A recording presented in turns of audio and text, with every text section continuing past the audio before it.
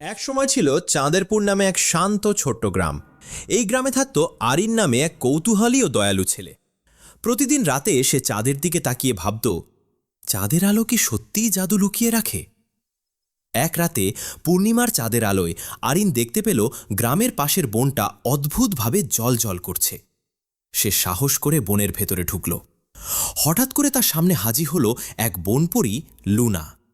Luna বলল, আরিন, আমাদের জাদুর বোন বিপদে আছে। এক কালো ছায়া চাঁদের আলো চুরি করে নিচ্ছে। আরিন ভয় পেলেও পিছিয়ে গেল না। তার সততা আর সাহস দেখে লুনা তাকে দিল একটি চাঁদের পাথর। চাঁদের পাথরের আলোয় কালো ছায়া ধীরে ধীরে হারিয়ে গেল। বন আবার হয়ে উঠল আলোয় ভরা। লুনা বলল, মনে রেখো, সত্যিকারের জাদু থাকে ভালো হৃদয়ে।